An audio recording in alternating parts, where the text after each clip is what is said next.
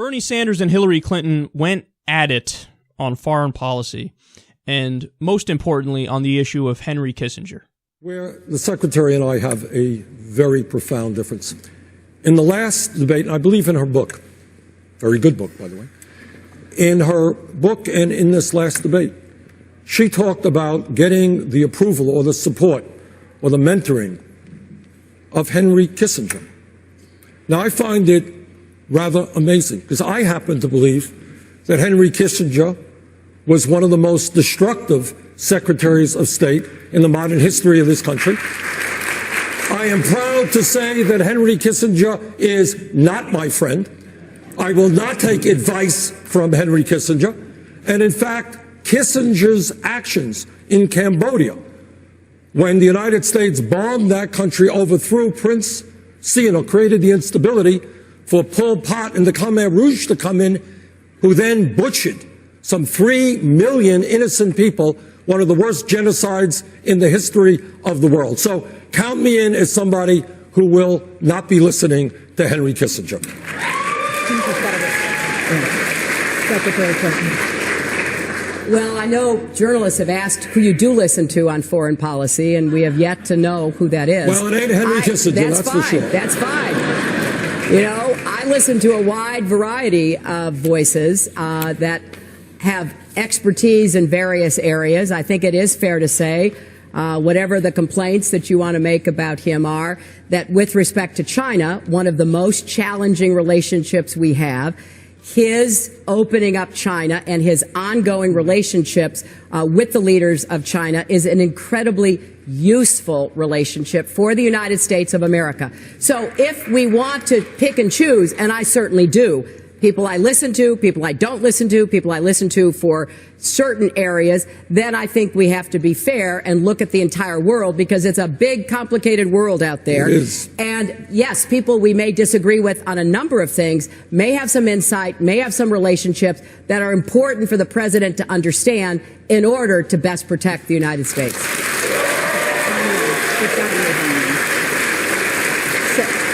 I find it, it's just a very different, historical perspective here. Kissinger was one of those people during the Vietnam era who talked about the domino theory. Not everybody remembers that. You do, I do.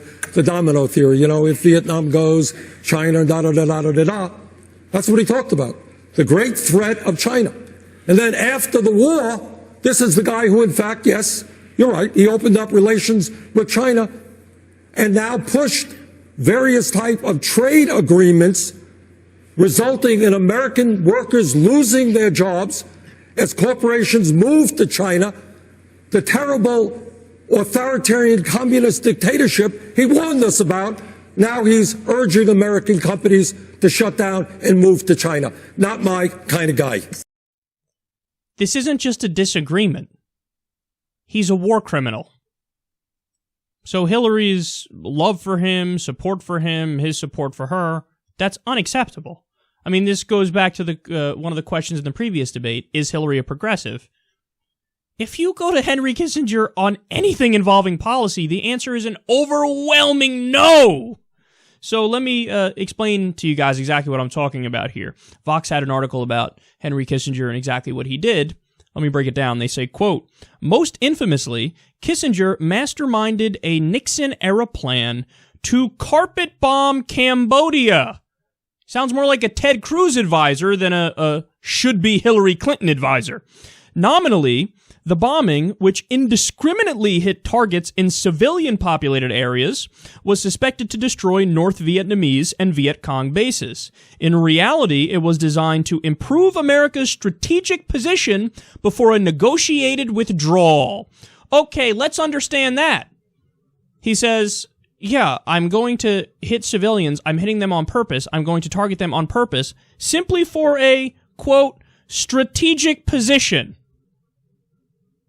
That's a war criminal. That's a bloodthirsty savage. That's a barbarian. He has more in common with ISIS values than what American values are supposed to be. And Hillary takes advice from this guy. He should be in a fucking jail cell, Hillary. He advocated killing civilians. He did kill civilians. Unbelievable. More, quote, American bombs killed between 150,000 and 500,000 people in Cambodia.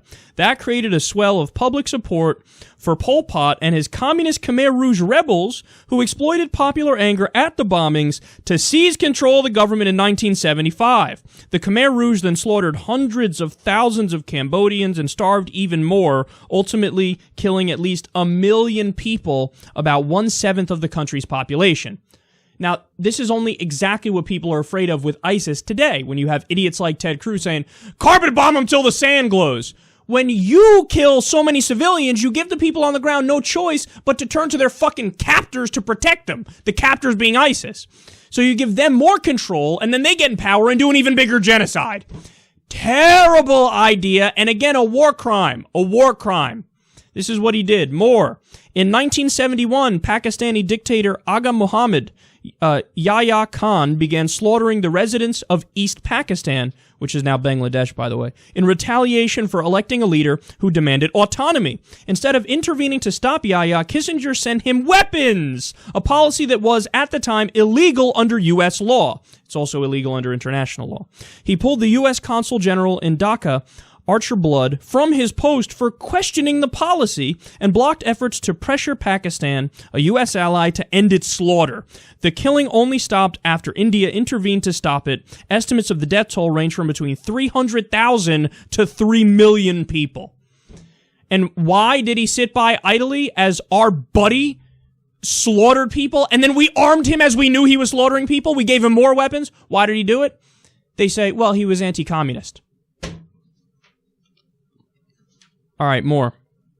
In 2014, newly declassified documents suggested that in the 1970s, Kissinger signaled to Argentina's right-wing military leaders that the U.S. would not object to its plans to launch a 1976 crackdown on dissent that became known as the Dirty War and that killed about 30,000 people. What was part of that dirty war, you may ask? Rape rooms. Rape rooms. They got the green light from good old Henry Kissinger.